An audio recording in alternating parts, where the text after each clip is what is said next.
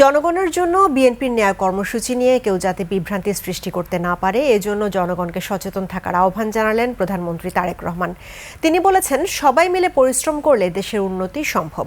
Degree পর্যন্ত মেয়েদের শিক্ষা অবৈতনিক করার সরকারের পরিকল্পনার কথাও জানান তিনি। মেহেদী হাসানের রিপোর্ট। সকালে ইউএস বাংলার একটি ফ্লাইটে যশোর এসে পৌঁছান প্রধানমন্ত্রী তারেক রহমান। যশোরের দলীয় নেতাকর্মীদের পাশাপাশি সরকারের ঊর্ধ্বতন কর্মকর্তারা এ সময় স্বাগত জানান তাকে। এরপর শার্শার উদ্দেশ্যে রওনা হন প্রধানমন্ত্রী। এ সময় রাস্তার দুই পাশে অসংখ্য মানুষ ভিড় জমান প্রধানমন্ত্রীকে একনজর দেখতে। শার্শা পৌঁছে উলসি খাল খনন কর্মসূচির উদ্বোধন করেন প্রধানমন্ত্রী।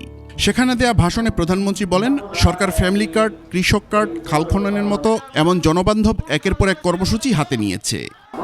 যেরকম শিক্ষার ব্যবস্থা আমরা ডিগ্রি পর্যন্ত থেকে শুরু করে উচ্চতর পর্যন্ত আমরা ফ্রি করব, একই সাথে উপবৃত্তি দিব। আমরা যেরকম ঠিক একইভাবে আমরা বলেছিলাম এই মাদেরকে শিক্ষার পাশাপাশি স্বাবলম্বী করার জন্য আমরা ফ্যামিলি কার্ড দিব মা বোনদের হাতে। কিন্তু প্রিয় ভাই বোনেরা, অনেকে কোন কোন ব্যক্তি, কোন কোন রাজনৈতিক দল আজকে আমরা দেখতে চাচ্ছি যে গণভোট হয়ে গিয়েছে, সেই গণভোটের রায়কে ভিন্ন খাতে তারা প্রবাহিত করতে চাচ্ছে এবং সমগ্র দেশে একটি বিভ্রান্তি তৈরি করতে চাচ্ছে।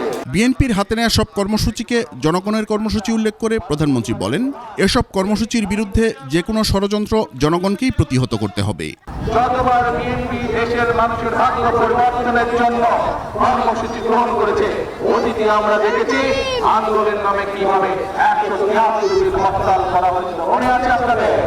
173 কিভাবে দেশের অর্থনীতিকে ধ্বংস করে দেওয়ার চেষ্টা করা হয়েছিল। প্রিয় ভাই বোনেরা, এখনো আমার সেই ভুল আরেকজনের কাছে গিয়ে আসর করেছে। আপনাদেরকে এই ব্যাপারে প্রিয় ভাই বোনেরা সতর্ক থাকতে হবে। যশোরে দিনভর বিভিন্ন কর্মসূচিতে যোগ দিয়ে সন্ধ্যায় ঢাকায় ফিরবেন প্রধানমন্ত্রী। মেহেদী হাসান, 21 টেলিভিশন, ঢাকা।